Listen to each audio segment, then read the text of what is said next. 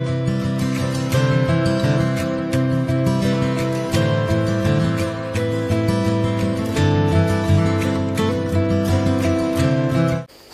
मराठा समाजाच्या वतीने 10वी-12वी उत्तीर्ण झालेल्या विद्यार्थ्यांचा गुणगौरव सोहळा यशवंतराव भोसले इंटरनॅशनल स्कूलच्या सभागृहात आयोजित करण्यात आला होता।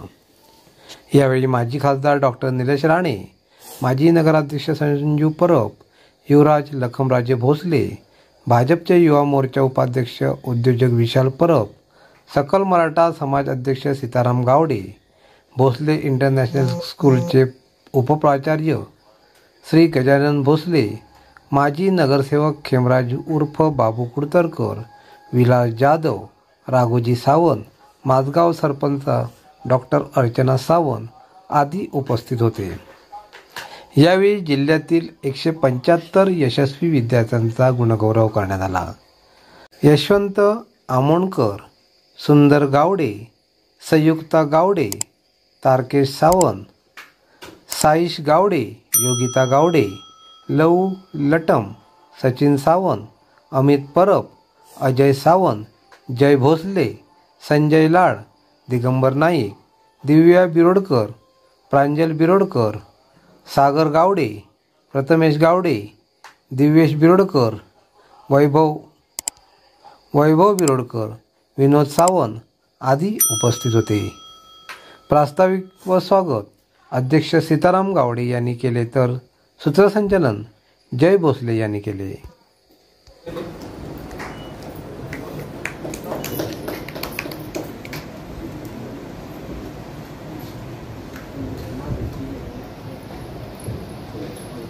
इकडे बघ, थांब।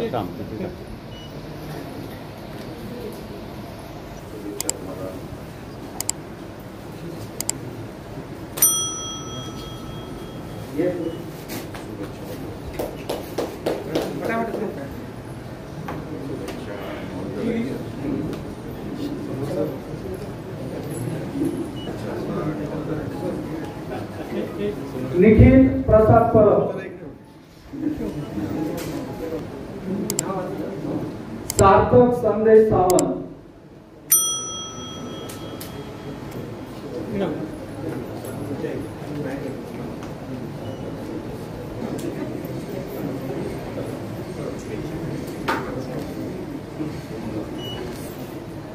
हार्दिक गोविंद दोन,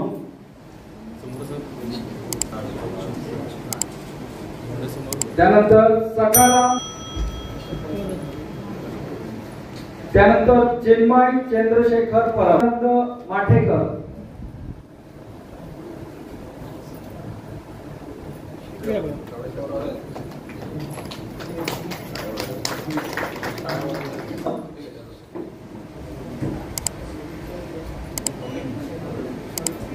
प्रमोद, गायत्री गणेश दळवी,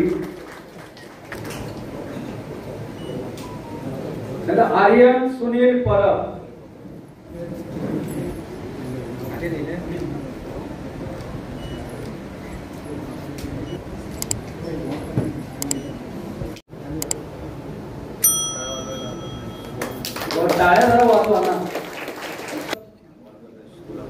माझगाव सरपंच अर्चना सावंत मॅडम, आपण जरा समोर आलात तर बरं होईल। या ठिकाणी तुमच्या शुभ हस्ते 1-2 विद्यार्थ्यांना या ठिकाणी गौरव होऊन पुन्हा।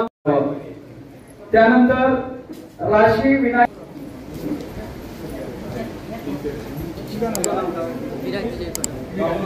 गावडे,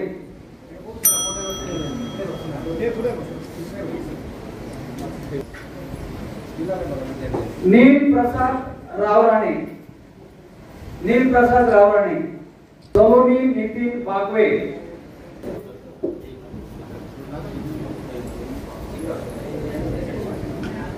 सावंत। ज्यावेळी 10वी-12वीतील गुणवंत विद्यार्थ्यांचा सत्कार सोहळा आयोजित करायचं ठरवलं तेव्हा मला कळून चुकलं की मराठा समाजाची मुलं सर्वच क्षेत्रात आघाडीवर आहेत। जवळपास 95%, 96%, 97%, 98%, 91%, 92% म्हणजे सगळे 70च्या पुढे अशी सगळी गुणवंत मुलं आहेत। सध्याच्या मोबाईलच्या युगात मोबाईल मध्ये डोकं घालून बसणारी मुलं असतात, परंतु ज्या मुलांचा पासवर्ड आई वडिलांना माहिती असतो ती मुलं कधीही आई वडिलांच्या हाताबाहेर जात नाही, हे 100% तेवढं सत्य आहे. आणि हीच अशी मुलं आहेत जी ज्यांनी आपल्या देशाचं पदक्रमण केलेलं आहे. आणि त्या ठिकाणी माझ्या सवयीतील मुलांवर पाठीवर त्यांच्या कौतुकाची थाप द्यावी आणि त्यांना पुढे जाण्यासाठी चालना द्यावी, यासाठी सकल मराठा समाज सावंतवाडीच्या नावाने या ठिकाणी या मुलांचा गुणगौरव समारंभ आयोजित करण्याचं आम्ही ठरवलं. आणि हे ठरवल्यानंतर सगळी सोंग आणता येत असते, पैशाचं सोंग हे आणता येत नाही असं म्हटलं जातं. तर आमच्या मार्गामध्ये अनेक दानशूर लोक आहेत, अशा वेळी माझ्या पाठीशी अनेक जण उभे राहतात. त्यामुळे विशालची परब राहिली, अनेक वेळा तुमची परब असतो, अच्युत भोसले आहेत. ज्यावेळी आम्ही साहेब बाईक रॅली काढायचं ठरवलं, असाच प्रसंग आला. बाईक रॅलीचं संपूर्ण आम्ही नियोजन केलं आणि आदल्या रात्रीपासून धो पाऊस कोसळायला लागला. मला पहाटेला 5:30 वाजता एका राजकीय माझ्या मित्राचा फोन आला आणि म्हणाला, गावडे साहेब बहुतेक आपल्याला रॅली कॅन्सल करावी लागते.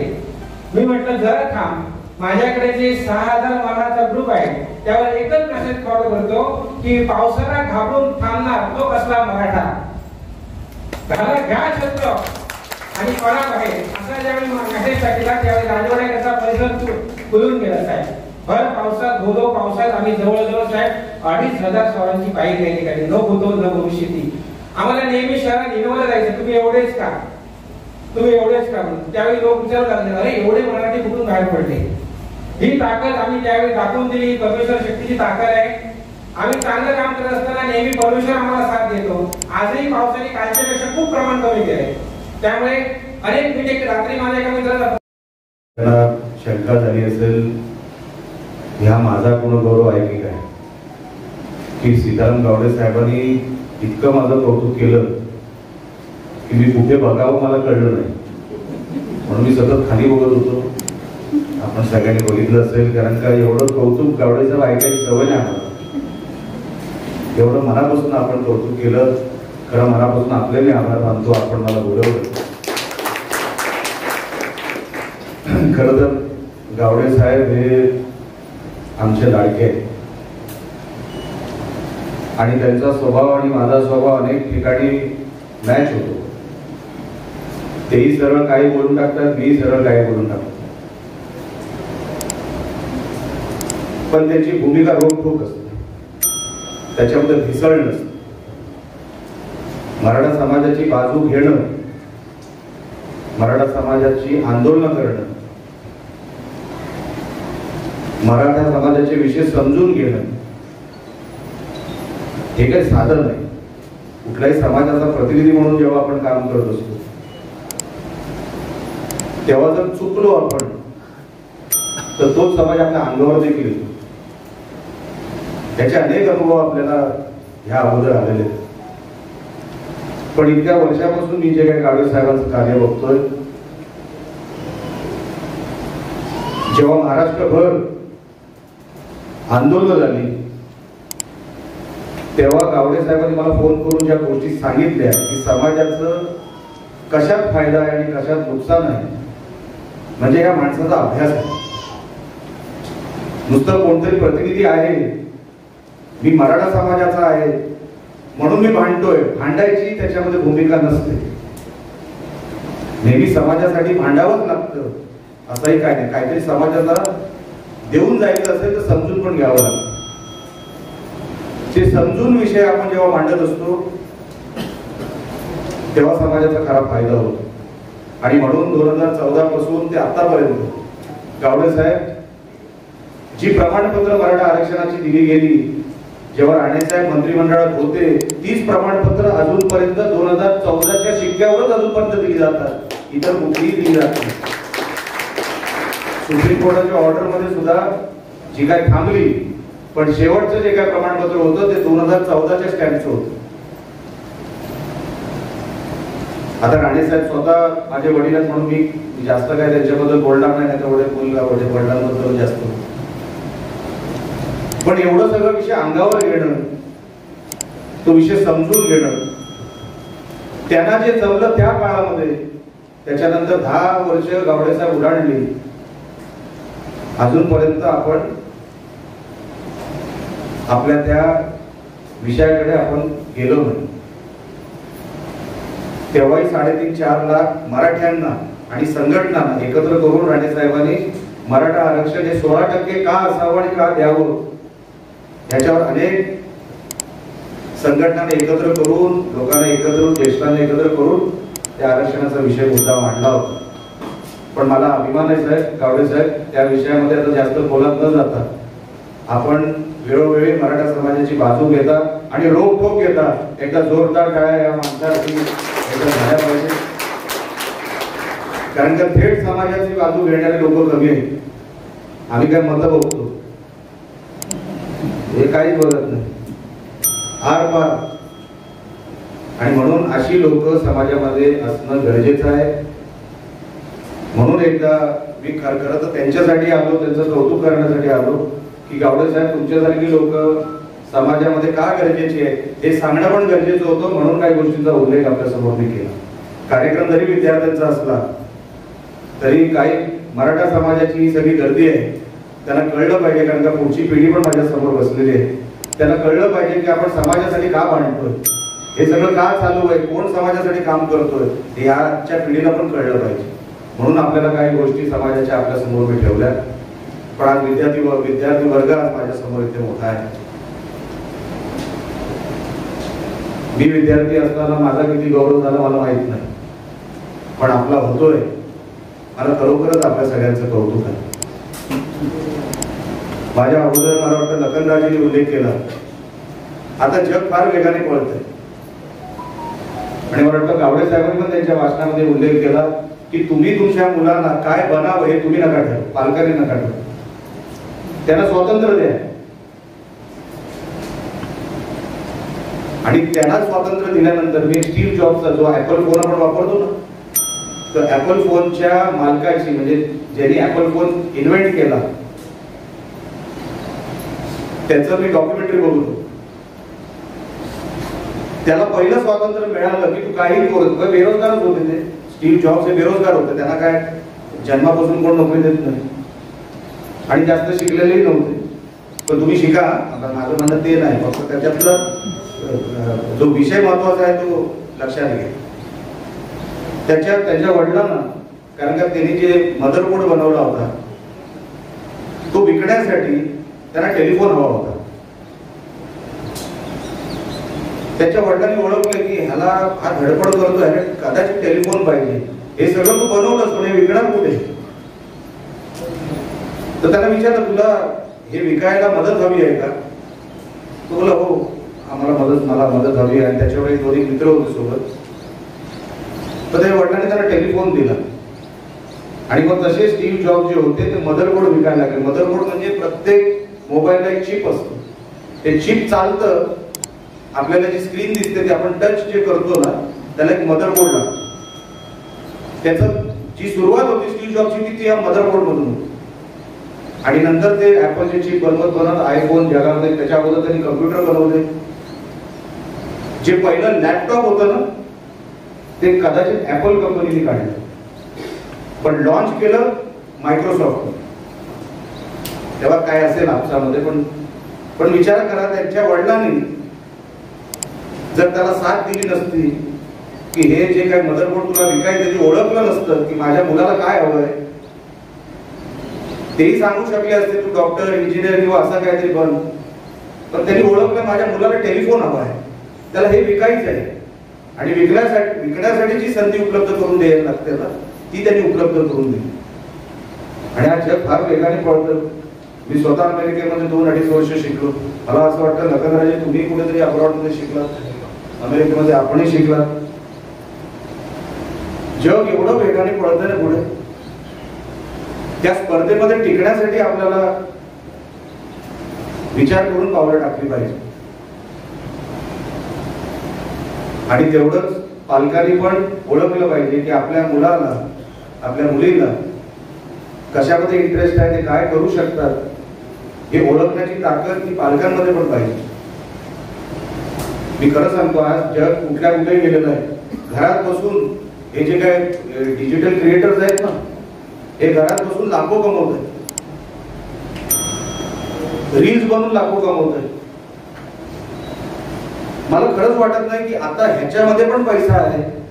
आपल्याला ज्याच्यात वाटतो पैसा नाहीये त्याच्यामध्ये पण पैसा आहे, पण तो शोधावा लागतो. सहज पैसा कोणाला मिळत नसतो. आणि ही सगळी आयुष्यातली गणित आहे ना, पैसे कमवायला करा. पैशापेक्षा मोठा बॉसच नसतो. जसं गावडे साहेब बोलले ना, पैशाचं सोन चालत नसतं. हे सगळं करायला पैसा लागतो. त्याच्यासाठी विशाल परब लागतो. इकडे या. नुसतं तो नाही, आमचं पण आहे याच्यामध्ये. नाव घेतलं तो सगळीकडे वाटत असतो ना, म्हणून त्याचं नाव तोंडावर. हे सगळं करण्यासाठी ना पैसा महत्वाचा. आपल्या जिल्ह्यामध्ये आपण जेव्हा हे सगळं सेटअप करतो, मी अमेरिकेत शिकलो, परत आलो आणि बाळासाहेब ठाकरेंना लहानपणापासून बघत होतो, स्वर्गीय बाळासाहेब ठाकरेंना. आणि ते शिवाजी पार्कला दसरा मेळावा वगैरे ज्या सगळ्या झेंडे लावण्यापासून हाफ पॅन्ट मध्ये ते सगळं मला आवडायचं. कोणतरी माणूस डोक्यात ठेवा की बनायचं तर असं बनायचं, नाहीतर 10वी नंतरच तोल सर्वात जास्त जातो. लक्षात ठेवा. 10वी नंतर जे मित्र भेटतात ना, 10वी 12वी नंतर मैत्रीच करू नका मी तर म्हणतो. रतन टाटाचे मित्र अजूनपर्यंत मी बघितलेलं नाही. मुकेश अंबानीचे मित्र मी अजूनपर्यंत बघितलेलं नाही. सचिन तेंडुलकरचा मित्र मी अजूनपर्यंत बघितलेला नाही. MS धोनीचा मित्र मी अजूनपर्यंत बघितलेला नाही. ही सगळी जी मोठी माणसं झाली ना, त्याचे मित्र मी बघितलेलं नाही. हे कुठल्या चौकटीत वाटले मला माहित नाही. त्यांनी ध्येय लक्षात ठेवला की मला इथपर्यंत जायचंय. मला कसंही करून इथपर्यंत जायचंय. बघा 16व्या वर्षात इंटरनॅशनल क्रिकेटमध्ये सचिन तेंडुलकर गेले. रतन टाटा आज कुठे आज ते जास्त टीव्हीवर वगैरे चमकत नाही, पण सर्वात जास्त डोनेशन या देशात कोण देत असेल ना, तर ते रतन टाटा देत. गावडे साहेब आपण कॉन्टॅक्ट केला असता तर इथे आले असते ते डोनेशन त्याचे गाणं. एवढा दानशूर माणूस. पण त्यांनी परिस्थिती ओळखली. आपल्या देशाला गरज कुठली आहे. आज कॅन्सरचं कुठेही कोणी मुंबईमध्ये गेला तर पहिलं टाटा मेमोरियलचं नाव घेतो. स्वस्तामध्ये ऑपरेशन होतात, अनेक कॅन्सरचे पेशंट बरे होतात. परिस्थिती ओळखा. म्हणून सांगतो, तोल जाऊ देऊ नका. माझ्या आयुष्यामध्ये फार सोपं होतं. तोल गेला असताना माझं काहीच बिघडलं नसतं. माझ्या नावामध्ये आडनावामध्ये राणे होते. पण मी विचार केला 2 वेळा माझा पराभव झाला होता. मी फार पण मोठ्या आशाचा भाग नाही, माझं नाव असं म्हणून तुम्ही डोक्यात धरू नका. पण 2 पराभव झाले होते. मी बोललो माझ्या आयुष्यामध्ये जे आयुष्य मी आजपर्यंत जगलो, एका फुकट जायसाठी जगलो. काहीतरी ओळख निर्माण केली पाहिजे. कुठपर्यंत तरी गेलो पाहिजे. 4 लोक निलेश राणेला ओळखली पाहिजे. जिथे उभा राहिलो तिथे बोलले पाहिजे हा कोण आहे, अशी ओळख आपली पण असावी. कारण लहानपणापासून स्वर्गीय बाळासाहेब ठाकरेंच्या ताफ्यांमध्ये, सन्मान्य राणे साहेबांच्या ताफ्यांमध्ये लहान 200-200, 300-300 गाड्या. माझी आवड सांगतं, प्रत्येकाने राजकारणात यावं अशातला भाग नाही, पण त्या क्षेत्रामध्ये आपण कुठे जायचंय आणि आपण फुकट जायचं नाही. आपल्या आई वडिलांनी फार कष्ट करून आपल्याला इथपर्यंत आणले. त्यांचे कष्ट वाया जाऊ देऊ नका. आता जग एवढं फास्ट चाललंय, लक्षात ठेवा. जेवढे पैसे कमवायला संधी आहे तेवढी वाया जायला पण संधी आहे. आणि जर आपण असे कोणालाही हाताशी धरून आयुष्याची वाटचाल करायला लागलो तर मी वाया गेलेली लोक पण बघितलेली. 10वी मध्ये फर्स्ट गावडे साहेब, टॉप 10 मध्ये, टॉप 5 मध्ये, 12वी मध्ये पण टॉप 3 मध्ये. मग नंतर कुठे गेली ती मुलं? दिसली नाही. त्याचा उल्लेख आता विशालनी केला. साहेब अगोदर लॅपटॉप द्यायची. ती लॅपटॉप दिलेली मुलं गेली कुठे? त्यांना नोकऱ्या कुठल्या लागल्या अजूनपर्यंत आम्हाला कळलेलं नाही. ती मुलं कुठे? कोकणातून एकदा बाहेर गेली की परत कोकणात आलीच का नाही? बघा आपल्याला उलाढाल वाढवायची. तेव्हाची सॅलरी 25,000 मध्ये किंवा तेव्हाची सॅलरी 10,000 मध्ये चालत होता. आता 25,000 पण चालत नाही. चालतंय का 25,000 महिन्याला? नाही चालत. मग 25,000चं 50,000 करायला काय करावं लागेल? आपण दुबार पेरणी म्हणतो ना, एका पेरणीवर चालत नसेल कधीतरी म्हणून दुबार पेरणी शेतकरी घेतो. कशासाठी घेतो? लक्षात घ्या, आपल्याला नाव कमवायचं आहे, पैसे कमवायचे आहे आणि कुठल्याही व्यसनाला, कुठल्याही इतर कुठल्या वाया जाणाऱ्या गोष्टीला तुम्ही हारी जाऊ नका. एवढंच फक्त विनंती आहे. मराठा समाजाची पोरं वाया जाता कामा नाही. आपण वाया गेलो नाही ना, 100% आपण आपला ध्येय आपण आपल्याला विचारायचं, कारण तेवढी क्वालिटी आपल्या मुलांमध्ये आहे. आपल्या मुलांना फक्त मार्गदर्शन पाहिजे की जायचं कुठे, कुठपर्यंत जायचं. आणि ध्येय ठेवायचं ना तर मोठंच ठेवायचं. खिशात 10 रुपये नसले तरी आम्ही सांगायचो आमच्या खिशामध्ये 100 रुपये जायचे. म्हणून मला विनंती करायची आपल्याला सगळ्यांना, काय 100 रुपयाचं काय पटलं नाही तुम्ही 10 रुपये सांगा. भारत माता की बोलो, भारत माता की, छत्रपती शिवाजी महाराज की, छत्रपती शिवाजी महाराज की. धन्यवाद. आजच्या चांगल्या दिवशी, चांगल्या कार्यक्रमाला आपल्या देव उपरलकर पाटेकर देवाच्या भूमीमध्ये सन्माननीय आज आमचे गावडे साहेबांचं कौतुक करावं तेवढं खूप कमी आहे. आज आमच्यासारखे सर्व मंडळींना, आज ज्यांना आम्ही गुरु मानतो, ज्यांच्यामुळे आज विशाल परब म्हणा, संजीव म्हणा, आमचे सुधीर म्हणा, बरीच लोक या जिल्ह्यामध्ये साहेब घडली. आज आम्ही जे काय दिसतोय, ज्यांच्यामुळे दिसतोय, आमच्या गुरुवर्यांनाच आपण बोलवल्याबद्दल पहिलं जोरदार गावडे साहेबांसाठी टाळ्या होत्या.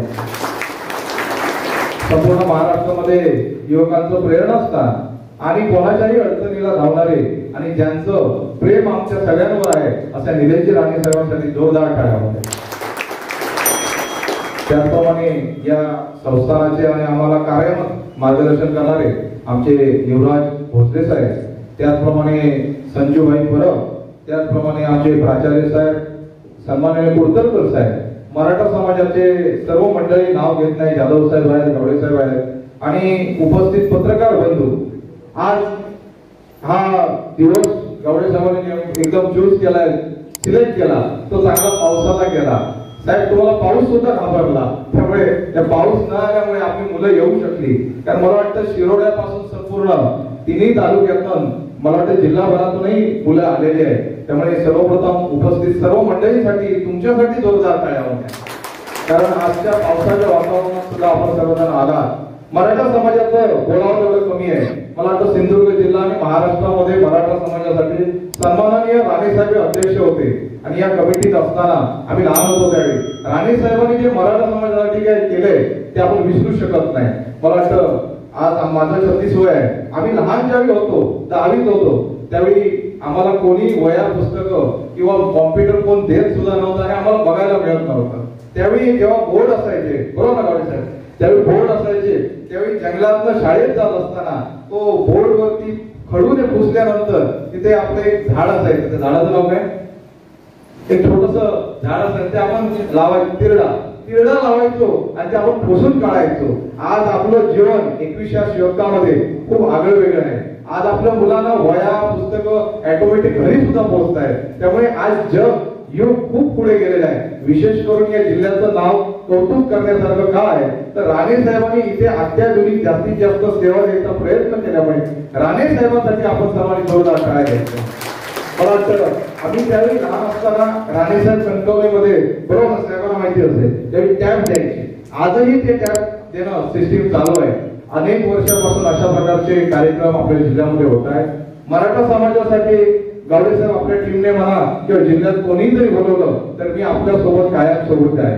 त्यामुळे मराठा समाजाचे सर्व मुलं ही भविष्यामध्ये देश लेवल आणि जगामध्ये जावी एवढं मी विनंती करतोय. आणि जास्त बोलत नाही कारण आपले जय भोसले साहेब बोलले तर शॉर्टकट बोला, मी थोडं कमी बोलतो. परंतु सन्माननीय निलेश राणे साहेबांचे काही वाक्य आमच्यासाठी सर्वांसाठी महत्वाची आहे. त्यामुळे आज आलेल्या सर्व मंडळींना मी धन्यवाद मानतोय आणि आजचा हा कार्यक्रम आपण यशस्वी केल्याबद्दल मराठा समाजाच्या सगळ्या आयोजकांना मी धन्यवाद मानतोय. पुढे अशा प्रकारचे कार्यक्रम आपण कायम राबवावे. मी आणि आमची सगळी स्टेजवर मंडळी आपल्याकडे नक्कीच येऊ.